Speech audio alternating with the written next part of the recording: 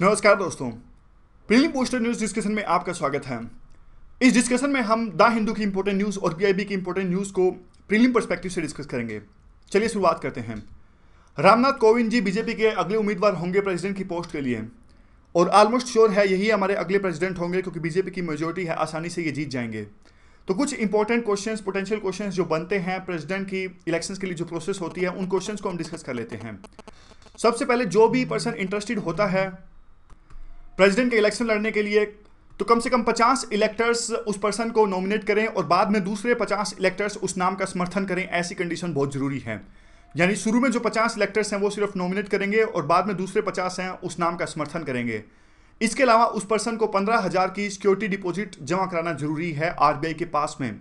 और अगर किसी कैंडिडेट को टोटल जितने वोट पोल हुए हैं उसके 1/6 वोट नहीं मिलते हैं तो उसकी सिक्योरिटी जब्त हो जाएगी। उसके बाद में कौन कौन पार्टिसिपेट करता है? देखिए, प्रेसिडेंट का जो इलेक्शंस होता है वो इनडायरेक्ट इलेक्शंस होता है। हमारी लोकसभा में तो इलेक्शन ऐसा होता है कि डायरेक्ट इलेक्शंस होता है, यानी हम सब पार्टिसिपेट करते हैं, अपना वोट देते हैं। लेकिन प्रेसिडेंट के इलेक्शन हमारे देश में ऐसा नहीं होता, उसमें इनडायरेक्ट ये इलेक्शन होता है। दोनों हाउसेस के चुने हुए प्रतिनिधि और इसके अलावा जो स्टेट असेंबलीज हैं यानी विधायक हैं वो भी पार्टिसिपेट करते हैं। और दिल्ली और पुडुचेरी, वैसे तो देखिए यूनियन टेरिटरीज हैं ये, लेकिन यहाँ पे भी असेंबलीज हैं और ये भी पार्टिसिपेट करते हैं प्रेसिडेंट के इलेक्शंस में। लेकिन इंपॉर्टेंट ये है, जिस पे क्वेश्चन बनता है कि कौन पार्टिसिपेट नहीं करता है, तो सबसे पहले तो ये याद रखिएगा, नॉमिनेटेड मेंबर्स हैं वो पार्टिसिपेट नहीं करते। और इसके अलावा जो लेजिस्लेटिव काउंसिल है उसके मेंबर्स भी पार्टिसिपेट नहीं करते। तो इस पर इंपॉर्टेंट क्वेश्चन बन जाता है। आगे कुछ और दो इंपॉर्टेंट चीज़ें हैं। अब कैसे इलेक्शन होता कैसे है, देखिए वो थोड़ा आपको कोटा बता देता हूं कि एमएलए का कितना कोटा होता है, एमपी का कितना कोटा होता है। देखिए एग्जांपल के तौर पे इसे हम समझने की कोशिश करते हैं।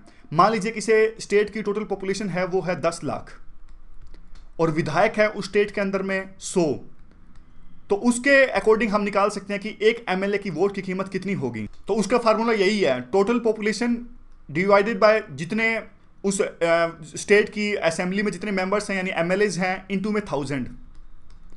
तो यानी इसके हिसाब से, इस फॉर्मूला के हिसाब से, इस पर्टिकुलर स्टेट का जो एग्जांपल लिया था उसी के हिसाब से एक एमएलए की वोट की कीमत होगी 10। अब एमपी के वोट की कीमत कैसे निकालते हैं? अब देखिए टोटल कुल मिला के जितने भी एमएलएज हैं उनकी वोट की कीमत सभी को मिला दीजिए। मान लीजिए 100 एमएलए हैं उस स्टेट के अंदर में और हर एक की कीमत 10 है, तो 1000 डिवाइडेड बाय एमपी मान लीजिए उस स्टेट में है 5, तो एक एमपी की कीमत आ गई उस स्टेट के अंदर में 200। समझ गए? 200 आ गई। तो इस फार्मूले से हम निकाल सकते हैं। उसके बाद में जो फाइनल फार्मूला है वो ये है, total number of votes, valid votes divided by n+1। नीचे n होता है वैसे, ये यहाँ पे देखिए total valid votes divided by n+1।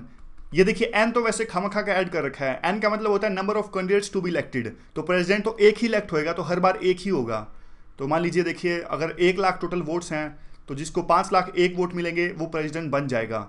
उसके अलावा एक और जो चीज़ है, ये डिफरेंस इंपॉर्टेंट है। देखिए जब लोकसभा या एमएलए के इलेक्शंस होते हैं तो यूं इलेक्शंस होते हैं कि जो भी कैंडिडेट्स ने इलेक्शन लड़ा जिसको सबसे ज़्यादा वोट आए वो जीत गए। लेकिन प्रेसिडेंट के इलेक्शंस में ये नहीं होता। प्रेसिडेंट के इलेक्शन में जैसे हमने अभी देखा 50% प्लस में एक वोट आना जरूरी है। तो उसके लिए क्या करते हैं, शुरू में ही जब इलेक्टर्स अपना वोट देते हैं तो प्रेफरेंस दे देते हैं। मान लीजिए 3 कैंडिडेट्स इलेक्शन लड़ रहे हैं और ये पूरी शीट है, पेपर है, जहां पे वो जो भी इलेक्टर है अपनी चॉइस भरता है, तो वो इस प्रकार से अपनी प्रेफरेंस देगा। 1 नंबर पे मैं वोट दूंगा रामनाथ कोविंद जी को, दूसरे नंबर पे कोई दूसरा कैंडिडेट होगा, उसको तीसरे नंबर पे कोई तीसरा कैंडिडेट होगा। इस प्रकार से सभी इलेक्टर्स अपनी अपनी प्रेफरेंस दे देते हैं। तो मान लीजिए अगर किसी के भी 50% वोट नहीं आए तो नीचे से जो कैंडिडेट है जिससे कम वोट आए वो एलिमिनेट होते जाते हैं और फाइनल राउंड में सिर्फ 2 ही कैंडिडेट बच जाते हैं, फर्स्ट नंबर का और सेकंड नंबर का। उस जिसको 50% मिल जाएंगे वो उसकी जीत हो जाएगी। क्वालिफिकेशन कौन कौन सी हो सकती हैं, इस पे क्वेश्चन भी आया था अभी 2017 में ही। तो एक प्रेसिडेंट की देखिए सिटीजन ऑफ इंडिया होना चाहिए, 35 साल की कम से कम उम्र होनी चाहिए और qualified for the election as a member of Lok Sabha. कम से कम लोकसभा के चुनाव लड़ने के लिए क्वालिफाई होना चाहिए उस पर्सन को जो प्रेसिडेंट बनना चाहता है उसको। और चौथी कंडीशन है ऑफिस ऑफ प्रॉफिट के अंदर में किसी भी ऑफिस के अंदर में वो अभी नहीं आना चाहिए। तो ऑलमोस्ट सारे क्वेश्चंस हमने पोटेंशियल क्वेश्चंस जो बन सकते हैं वो डिस्कस कर लिए। आगे चलते हैं। देखिए जो अगली न्यूज़ है हाईकोर्ट जज से रिलेटेड है। CS कर्णन, इनको गिरफ्तार किया गया। इन पे आरोप था कि देखिए सुप्रीम कोर्ट की तौहीन करी, जुडिशरी की तौहीन करी इन्होंने। तो कंटेम्प्ट के चार्ज में इनको 6 महीने की सज़ा सुनाई गई थी, लेकिन तब से ये फरार थे और अब जाके इनको अरेस्ट किया गया है। तो थोड़े बहुत क्वेश्चन जो बन सकते हैं वो अरेस्ट से रिलेटेड तो नहीं बन सकते, लेकिन क्वालिफिकेशन या रिमूवल से रिलेटेड बन सकते हैं। तो क्वालिफिकेशन ये है हाईकोर्ट के जज के लिए एक सिटीजन ऑफ इंडिया। उसके बाद में कहीं देखिए वैसे कॉन्स्टिट्यूशन के अंदर में कुछ ऐसा मिनिमम टेन्योर तो नहीं बताया गया है, लेकिन कंडीशन ये है जज बनने के लिए कि कम से कम 10 साल तक डिस्ट्रिक्ट जज या फिर कोई दूसरी जगह पे जज के तौर पे काम किया हुआ हो हमारे इंडिया के किसी भी टेरिटरी के अंदर में, या फिर हाईकोर्ट के अंदर में एडवोकेट के तौर पे लगातार 10 साल तक प्रैक्टिस करी हो, तो जज के लिए क्वालिफाई हो सकता है कोई भी पर्सन। और इसके अलावा देखिए अब एक सुप्रीम कोर्ट और हाई कोर्ट की जो जजेस की अपॉइंटमेंट होती है उसमें एक डिफरेंस है। सुप्रीम कोर्ट में तो किसी डिस्टिंग्विश्ड जूरिस्ट, मान लीजिए कानून का कोई बहुत ज़्यादा बड़ा जानकार है, उसको भी अपॉइंट किया जा सकता है सुप्रीम कोर्ट में, लेकिन हाई कोर्ट में ऐसा कोई भी प्रोविजन नहीं है। हाई कोर्ट में किसी भी डिस्टिंग्विश्ड जूरिस्ट को जज नहीं बनाया जा सकता। टेन्योर कितना होता है? जब तक कि 62 साल की एज ना हो जाए, या उससे पहले कोई रिजाइन कर सकता है। कोई भी जज है अपना जो इस्तीफा है वो प्रेसिडेंट को सौंप सकता है, या फिर रिमूव किया जा सकता है पार्लियामेंट के द्वारा। पूरी इंपीचमेंट प्रोसेस होती है और बाद में पार्लियामेंट अगर रेकमेंड करे प्रेसिडेंट को तो प्रेसिडेंट रिमूव कर सकते हैं उस जज को। और किस किस चार्ज पे रिमूव किया जा सकता है? देखिए मुख्यतः 2 चार्ज पे रिमूव किया जा सकता है, प्रूव्ड मिसबिहेवियर और इनकैपेसिटी। तो लेकिन इसके लिए देखिए कम से कम 100 मेंबर्स लोकसभा के अंदर में या फिर कम से कम 50 मेंबर्स राज्यसभा के अंदर में एक मोशन पास करें या लिख के दें स्पीकर को कि हम इस स्पेसिफिक और पर्टिकुलर जज को रिमूव करना चाहते हैं, तब जाके पूरी प्रोसेस स्टार्ट होगी। उसके बाद में स्पीकर या चेयरमैन पे डिपेंड करता है कि वो मोशन को एक्सेप्ट करते हैं या फिर रिफ्यूज कर देते हैं। अगर स्पीकर मोशन को एक्सेप्ट करते हैं तो उनको 3 सदस्यीय पैनल का गठन करना होगा। उस 3 सदस्यीय पैनल में जो कि चार्जेस को एक प्रकार से स्क्रूटिनाइज करेंगे, जो प्रूव्ड मिसबिहेवियर या फिर इनकैपेसिटी के चार्जेस हैं स्पेसिफिक जज के खिलाफ में, उनको 3 सदस्यीय पैनल उन चार्जेस को स्क्रूटिनाइज करेगा। उन पैनल में होंगे चीफ जस्टिस ऑफ इंडिया या फिर उनके द्वारा नियुक्त किया गया कोई प्रतिनिधि, साथी जज, chief justice of high court और एक डिस्टिंग्विश्ड जूरिस्ट। बाद में अगर ये 3 सदस्यीय पैनल भी पाता है कि वास्तव में जो चार्ज जिन चार्जेस के तहत में इंपीचमेंट हो रहा है उस जज का, अगर वो चार्जेस सही हैं, यानी प्रूव्ड मिसबिहेवियर या इनकैपेसिटी के चार्जेस सही हैं, तो वो रेकमेंड कर सकते हैं। उसके बाद में उस हाउस को स्पेशल मेजोरिटी के साथ, स्पेशल मेजोरिटी क्या होती है? टोटल स्ट्रेंथ ऑफ हाउस का हाफ और जितने प्रेजेंट है उसका 2/3 स्पेशल मेजोरिटी के साथ में रेजोल्यूशन पास करना होगा, और दूसरे हाउस को भी सेम रेजोल्यूशन पास करना होगा। फिर ये रिकमेंडेशन भेजी जाती है प्रेसिडेंट के पास में, और बाद में प्रेसिडेंट रिमूव कर सकता है उस जज को। तो ये पूरी प्रोसेस है जज के इंपीचमेंट की। और एक बात याद रखिएगा, जो इंपीचमेंट प्रोसेस है सुप्रीम कोर्ट के जज की और हाई कोर्ट के जज की बिल्कुल सेम है। आगे डिस्कस करते हैं सीबीआई के बारे में। देखिए ये थोड़ा सा सीबीआई काफ़ी सुर्खियों में रहती है, आपने देखा ही होगा सीबीआई के बारे में।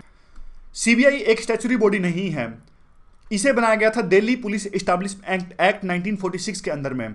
और सीबीआई डायरेक्टर का देखिए आमतौर पे 2 साल का ये पद होता है, और इसको अपॉइंट कौन करता है? सेंट्रल गवर्नमेंट अपॉइंट करती है सीबीआई डायरेक्टर को। और सर्च कमेटी होती है, 3 सदस्यीय पैनल होता है जिसमें प्राइम मिनिस्टर भी होते हैं और सीजीआई यानी चीफ जस्टिस ऑफ इंडिया भी होते हैं और लीडर ऑफ अपोजिशन भी होते हैं। ये तीनों जो हैं पर्सन्स, ये जो डिग्निटरीज हैं, ये सिलेक्ट करते हैं और बाद में उनकी अपॉइंटमेंट करती है सेंट्रल गवर्नमेंट। इसके बाद में इंपॉर्टेंट न्यूज़ है, इंडिया की नेवी ने फर्स्ट इंडिजिनसली फ्लोटिंग डॉक का निर्माण किया। एलएनटी के द्वारा इस डॉक का निर्माण किया गया है। तो इंपॉर्टेंट तो देखिए इतना है कि इसे कहाँ बनाया गया है। एलएनटी ने बनाया है और कट्टुपल्ली में इसे बनाया गया है। 2 चीज़ें आपको याद रखनी है। कई बार यूपीएससी इस तरह से क्वेश्चन पूछ लेती है कि फर्स्ट इंडिजिनसली जो डॉकिंग फ्लोट है, फ्लोटिंग डॉक है, वो कहाँ पे बनाया गया है। तो ये नीचे का जो है क्वेश्चन जो बनता है, इसे आप ध्यान से देखिएगा। जगह का नाम याद रखिएगा, कट्टुपल्ली, और किसके द्वारा बनाया गया है? एलएनटी के द्वारा में। उसके बाद में प्रिवेंटिव डिटेंशन। देखिए कई बार आपने ये देखा होगा प्रिवेंटिव डिटेंशन ये क्या होता है। अब देखिए ये सुर्खियों में इसलिए था, प्रधानमंत्री यूपी में जाने वाले थे, तो उससे पहले कुछ लोगों को डिटेंशन की गई उनको, तो इसलिए सुर्खियों में था ये पूरा इश्यू। वैसे देखिए प्रिवेंटिव डिटेंशन का है वो दोनों लिस्ट में, कंकरेंट लिस्ट में आता है, यानी स्टेट गवर्नमेंट भी इस पे कानून बना सकती है और सेंट्रल गवर्नमेंट भी इससे कानून बना सकती है। वैसे आर्टिकल नंबर 22 स्पेशली इसी पे है, प्रिवेंटिव डिटेंशन पे। 2 तरह का ये होता है, पुनिटिव डिटेंशन और प्रिवेंटिव डिटेंशन। पुनिटिव डिटेंशन तो साफ साफ आपको पता ही होगा, मान लीजिए ट्रायल के बाद में कोई दोषी करार दिया जाता है तो बाद में उसे जेल में रखा जाता है, या फिर सबूतों से उससे पहले भी जब ट्रायल चल रहा होता है तो इसमें कि बाद में कि वो सबूतों से किसी प्रकार का खिलवाड़ ना कर सके, अभी मुकदमा चल रहा है तब भी कई बार जेल में रखा जाता है, तो उसको भी पुनिटिव डिटेंशन कहते हैं। लेकिन प्रिवेंटिव डिटेंशन ये होता है कि जब अथॉरिटीज़ को, एस्टैब्लिशमेंट को यूँ लगता है कि कोई specific person law and order के लिए प्रॉब्लम हो सकता है तो पहले ही उसको अरेस्ट कर लिया जाता है। जैसे अभी प्रधानमंत्री की सिक्योरिटी के केस में हुआ कि 22 लोगों को अरेस्ट किया गया। ऐसा लगता है कि वो एक प्रकार से लॉ एंड ऑर्डर में प्रॉब्लम क्रिएट कर सकते थे, इसलिए उनको पहले से अरेस्ट कर लिया गया।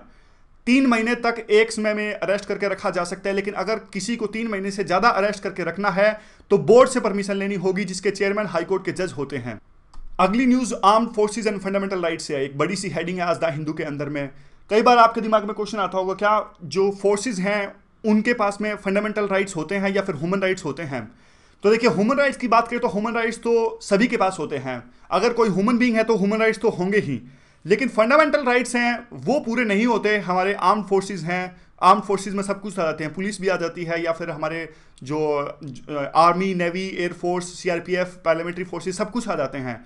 आर्टिकल नंबर 33 में ऐसा कहा गया है कि पार्लियामेंट जो फोर्सेज, आर्म्ड फोर्सेज है, उनके राइट्स को रिस्ट्रिक्ट कर सकती है, सस्पेंड कर सकती है, ताकि वहाँ पे डिसिप्लिन मेंटेन करने के लिए या फिर उनको सहायता हो अपने ड्यूटीज़ को डिस्चार्ज करने के लिए। तो ऐसा लिखा गया है आर्टिकल नंबर 33 के अंदर। अगली जो न्यूज़ है वो एनजीओज़ के लाइसेंस को लेके है। ज़्यादा इंपॉर्टेंट न्यूज़ तो नहीं है, लेकिन आप इसमें एक जो सबसे इंपॉर्टेंट चीज़ है उसको याद रखिएगा। जो एक्ट है FRCA एक्ट, यानी foreign contribution regulation act, FCRA act, ये रेगुलेट करता है जो एनजीओज़ को विदेशों से चंदा मिलता है, उस चीज़ को रेगुलेट करता है। ये पूरी चीज़ आती है मिनिस्ट्री ऑफ होम अफेयर्स के अंदर में। ये चीज़ आप याद रखिएगा, इस पर पोटेंशियल क्वेश्चन बन सकता है। आगे चलते हैं हम। आगे देखिए, ये इंपॉर्टेंट लोकेशन है, इस पर क्वेश्चन भी आया था। अब 2017 में क्या क्वेश्चन आया था? 2017 में ये क्वेश्चन आया था, कई सारे कंट्रीज, 4 ऑप्शन दिए हुए थे, कौन कौन से कंट्रीज हैं वो मेडिटेरियन सी को फेस करते हैं। तो इस चीज़ को हम बार बार डिस्कस करते हैं। तो यहाँ पे देख लीजिए, सीरिया मेडिटेरियन सी को फेस करता है, उसके बाद में इजराइल भी करता है, लेकिन इराक नहीं करता और जॉर्डन नहीं करता। तो ये दोनों ऑप्शन कट गए थे। और बाद में लीबिया है साइड में, अफ्रीका में लीबिया भी टच करता है। तो ये क्वेश्चन आसानी से सोल्व हो सकता था। तो डिस्कशन में इस तरह के मैप्स हम आगे भी डिस्कस करते रहेंगे ताकि हमारा मैप काफ़ी स्ट्रॉन्ग हो सके। आगे देखिए, स्ट्रेस्ड एसेट से रिलेटेड भी क्वेश्चन आया था, आज ये न्यूज़ में भी है, और 2017 में ही ये क्वेश्चन आया था। सारे के सारे क्वेश्चंस आप देख रहे होंगे। देखिए, सारे जो इश्यूज थे ये न्यूज़ में थे काफ़ी ज़्यादा, तो लेकिन कुछ क्वेश्चंस और ज़्यादा डिफिकल्ट भी थे बाकी। देखिए, स्ट्रेस्ड एसेट कौन सी होती है? स्ट्रेस्ड एसेट होती है नॉन परफॉर्मिंग एसेट प्लस में रिटर्न ऑफ प्लस में रिस्ट्रक्चर्ड लोन्स। यानी जो रिटर्न ऑफ कौन सी होती है, मान लीजिए एनपीएस है, काफ़ी टाइम से जो नॉन परफॉर्मिंग एसेट है वो मिल ही नहीं पा रही है, कोई काम नहीं कर रही है, तो कई बार जो सरकार है, बैंक्स जो हैं, अपनी बैलेंस शीट को ठीक करने के लिए उस लोन को राइट ऑफ कर देते हैं। समझ गए? राइट ऑफ का मतलब ये नहीं कि लोन माफ कर दिया, राइट ऑफ का मतलब ये कि बैलेंस शीट से एक बार हटा दिया, लेकिन बाद में मिलेगा तो वो अलग बात है, उसको बाद में बैलेंस शीट उसी प्रकार से ऑर्गेनाइज कर लेंगे। और उसके बाद में रिस्ट्रक्चर्ड लोन क्या होता है? रिस्ट्रक्चर्ड लोन ये होता है कि कई बार देखिए लोन जब मिल नहीं रहा होता, अपना वापस एसेट नहीं मिल पा रही होती है बैंक्स को, तो फिर कुछ ना कुछ वो करते हैं ताकि अपना जो इन्होंने लोन दिया है उसे वापस पाई जा सके। जैसे एग्जांपल के तौर पे आप बताता हूँ मैं आपको, एक स्कीम बैंक्स ने चलाई थी 525। ये थी कि ऐसे लोन जो अभी बैंक को वापस नहीं मिल पा रहे हैं, लेकिन बैंक को यूं लगता है कि आगे जाके ये प्रोजेक्ट चलने के बाद में ये लोन वापस मिल जाएगा, तो बैंक उस लोन को मिलने की जो मियाद है वो बढ़ा देती है। यानी मान लीजिए कुछ लंबे प्रोजेक्ट्स हैं, 20-25 साल बढ़ा दिया कि ठीक है 20-25 साल और ले लो, लेकिन हमारा लोन वापस मिल जाए हमें। और हर 5 साल बाद जो टर्म्स एंड कंडीशंस है उसको रिस्ट्रक्चर करती है। तो काइंड ऑफ ये एग्जांपल है, इनको कहते हैं रिस्ट्रक्चर्ड लोन्स। तो स्ट्रेस्ड एसेट की पूरी डेफिनेशन है एनपीएस प्लस में रिटर्न ऑफ प्लस में रिस्ट्रक्चर्ड लोन्स। अब स्ट्रक्चर जो एसेट है वो हमेशा एनपीएस से बड़ा होता है। क्यों? क्योंकि ये देखिए रिटर्न ऑफ और रिस्ट्रक्चर्ड लोन्स के कारण में। अब ये एक स्कीम है, schemes for sustainable structuring of stressed asset. अब इसके बारे में यूपीएससी ने क्वेश्चन पूछा था। ये तो यूं ही होता है कि देखिए काफ़ी बार ऐसा होता है कि बैंक्स को अपना लोन वापस नहीं मिल पा रहा होता है, तो वो क्या करते हैं, उस लोन को 2 पार्ट्स में डिवाइड करते हैं। एक करते हैं सस्टेनेबल पार्ट में और एक करते हैं अनसस्टेनेबल पार्ट में। तो सस्टेनेबल पार्ट को तो वो कुछ नहीं कहते, लेकिन अनसस्टेनेबल पार्ट को, यानी जब लगता है कि बैंक को ये तो देखिए नहीं वापस मिल पाएगा, इससे कोई फायदा नहीं होगा, तो उसको देखिए वो इक्विटी में कन्वर्ट कर देते हैं, यानी उनके उस लोन का शेयर्स बना देते हैं और किसी और बंदे को बेच देते हैं। तो इस पूरी चीज को कहते हैं scheme for sustainable structuring of stressed asset, यानी 2 पार्ट्स में डिवाइड किया, एक सस्टेनेबल दूसरा अनसस्टेनेबल। आगे हम डिस्कस करते हैं पीआईबी में कुछ कौन कौन सी आज इंपॉर्टेंट न्यूज है उनको देख लेते हैं। देखिए, हमारे प्रेसिडेंट ने सांत्वना दी। एक छोटा सा आइलैंड है ऑस्ट्रेलिया के पास में, आइलैंड का नाम है वानुतुआ। तो इस आइलैंड के प्रेसिडेंट की मौत हो गई थी, तो हमारे प्रेसिडेंट ने सांत्वना व्यक्त की। तो बस एक नाम याद रख लीजिए, देख लीजिए कहाँ पे है ये आइलैंड। कई बार जैसे क्वेश्चन आ जाता है, जैसे इंडियन ओशन में इस पर क्वेश्चन आया था कि जो निकोबार है कौन से आइलैंड के सबसे नज़दीक होता है, तो हमें ये छोटे छोटे जो आइलैंड हैं, वैसे देखिए इंडियन ओशन के तो सबसे ज़्यादा इंपॉर्टेंट है, लेकिन फिर भी छोटे छोटे आइलैंड कई बार यूं भी आ जाता है कि कौन से ओशन में है, तो हमें जब जो भी न्यूज़ में रहते हैं उन्हें ध्यान रखने की आवश्यकता है। तो याद रखेगा ये जो है वानंटुआ जो प्रेसिडेंट है उनकी मौत हो गई, और यहाँ पे जो है आइलैंड की लोकेशन ऑस्ट्रेलिया के बिल्कुल पास है। आगे कौन सी न्यूज़ है? और एक और जगह भी प्रेसिडेंट ने सांत्वना दी। स्वामी अस्थानंद जी, नहीं सॉरी, आत्मा स्थानंद जी, ये महाराज जी थे और ये रामकृष्ण मिशन के हेड थे। तो देखिए इनका नाम तो नहीं पूछेगी यूपीएससी, लेकिन रामकृष्ण मिशन के बारे में आवश्यक रूप से पूछ सकती है। ये एक मूवमेंट थी, ये स्वामी विवेकानंद ने चलाई थी 1897 के अंदर में, तो ये याद रखिएगा। इस मूवमेंट के बारे में थोड़ा सा पूछा जा सकता है। आगे कौन सी न्यूज़ है? प्रेसिडेंट ने देखिए रामनाथ कोविंद जो गवर्नर है इनका इस्तीफा एक्सेप्ट कर लिया है, क्योंकि ये इलेक्शन लड़ने वाले हैं प्रेसिडेंट की पोस्ट के लिए। आप इसमें देखिए एक बात याद रखिएगा, प्रेसिडेंट को अपॉइंट कौन करता है, नहीं, गवर्नर को अपॉइंट कौन करता है? प्रेसिडेंट। और उसके बाद में ओथ या फिर जो एफर्मेशन है वो कौन दिलवाता है इनको? वो दिलवाते हैं chief justice of high court. यानी सब कुछ है, रिजाइन करना हो तब भी इस्तीफा दिया जाता है प्रेसिडेंट को, अपॉइंट करना होता है वो भी अपॉइंट करते हैं गवर्नर को प्रेसिडेंट, लेकिन सिर्फ जो शपथ दिलवाई जाती है वो chief justice of high court के द्वारा दिलवाई जाती है। और ये काइंड ऑफ एक ट्रिकी है, यूपीएससी इस पे फंसा सकती है, तो आप याद रखिएगा इसको। उसके बाद में prime minister award for yoga 2017 दिया गया है, जो योगा की प्रमोशन एंड डेवलपमेंट के लिए अवार्ड दिया जाता है, ये दिया गया है रामामणि अयंगर मेमोरियल योगा इंस्टीट्यूट। और इंटरनेशनल डे ऑफ योगा आज बनाया जा रहा है, आपको बहुत बहुत मुबारक हो, आज हैप्पी इंटरनेशनल योगा डे। और ये आता है पूरा मिनिस्ट्री ऑफ आयुष के अंदर में। अब देखिए जीएसटी 1 जुलाई से लागू होने वाला है, तो कौन कौन से पोटेंशियल क्वेश्चन इस पे बन सकते हैं? 101वां कॉन्स्टिट्यूशनल अमेंडमेंट है ये, और ये बिल था 122वां कॉन्स्टिट्यूशनल अमेंडमेंट बिल, लेकिन अब तो ये एक्ट बन गया है 101वां कॉन्स्टिट्यूशनल अमेंडमेंट एक्ट। और देखिए इसमें और कैसे इसे पास किया गया, स्पेशल मेजोरिटी के साथ साथ में हमारे देश के अंदर में जितने राज्य हैं 50% राज्यों की कंसेंट लेना आवश्यक था इस एक्ट को, यानी इस कॉन्स्टिट्यूशनल अमेंडमेंट को पास करने के लिए। क्यों?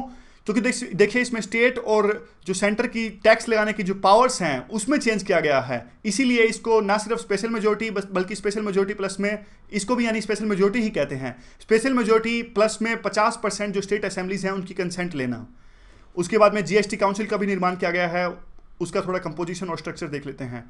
जो जीएसटी काउंसिल के चेयरमैन होंगे वो होंगे फाइनेंस मिनिस्टर हमारे, और एक वाइस चेयरमैन भी होंगे। उसके अलावा वोटिंग पावर्स की बात करें तो सेंटर के पास में होगी 1/3 वोटिंग पावर्स एफएम के पास में, और स्टेट के जो फाइनेंस मिनिस्टर्स हैं उनके पास में होगी 2/3 वोटिंग पावर।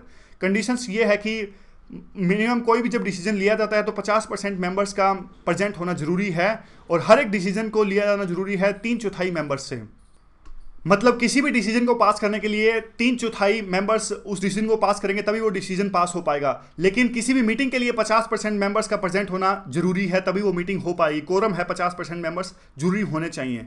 जैसे पार्लियामेंट के लिए जो कोरम है वो 10% है। और जीएसटी काउंसिल डिसाइड करती है 3 कंपोनेंट्स, जैसे ये सेंट्रल जीएसटी, आईजीएसटी और स्टेट जीएसटी। और कई तरह के क्वेश्चंस और भी बन सकते हैं, जैसे कौन कौन से टैक्स स्टेट के टैक्स सब्ज्यूम हुए हैं जीएसटी के अंदर में, कौन कौन से सेंटर के टैक्स हैं वो सब्ज्यूम हुए हैं। लेकिन एक बात आप याद रखिएगा कि जो पूरी की पूरी जो जीएसटी है वो इनडायरेक्ट टैक्स के लिए है, डायरेक्ट टैक्स के लिए नहीं है, ये इनडायरेक्ट टैक्स के लिए है। कई बार यूपीएससी आजकल बहुत ज़्यादा इनडायरेक्ट क्वेश्चंस पूछ रही है, तो ये चीज़ हमें याद रखनी है और हर तरीके से तैयार रहना है। उसके अलावा एक और जो बॉडी है जीएसटीएन का निर्माण हुआ है, goods and service tax network. ये एक प्राइवेट बॉडी होगी और इसमें जो गवर्नमेंट की जो भागीदारी होगी वो 50% से कम होगी। ये देखिए पूरा एक प्लेटफॉर्म तैयार करेगी जिसमें टैक्स पेयर्स हैं अपने इनडायरेक्ट टैक्स को पे करेंगे। ये एक kind of not for profit company होगी और पूरे जो ये प्लेटफॉर्म है उसको रेगुलेट करेगी और उसका ध्यान रखेगी। इसके अलावा एक जीएसटी फैसिलिटेशन सेल भी है। जीएसटी फैसिलिटेशन सेल ये आता है department of industrial policy and promotion के अंदर में। ये जीएसटी से रिलेटेड जो भी क्वेरीज हैं उनका आंसर देगी, और इसके जो हेड हैं जीएसटी फैसिलिटेशन सेल के वो हैं हमारे इकोनॉमिक एडवाइजर। तो याद रखिएगा क्वेश्चन बनता है इस पे कि कौन सी मिनिस्ट्री के अंदर आता है ये जीएसटी फैसिलिटेशन सेल और इसके हेड कौन हैं।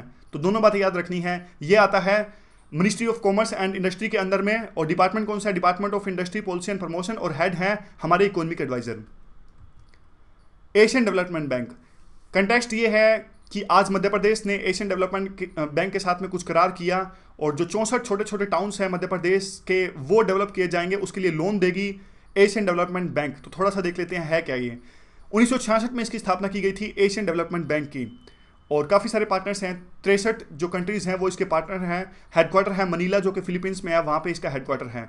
इंडिया की बात करें तो इंडिया डेफिनेटली मेंबर है, और इंडिया के पास में जो कैपिटल का हिस्सेदारी है वो 7.190% है, और वोटिंग पावर जो है वो है 6.050%।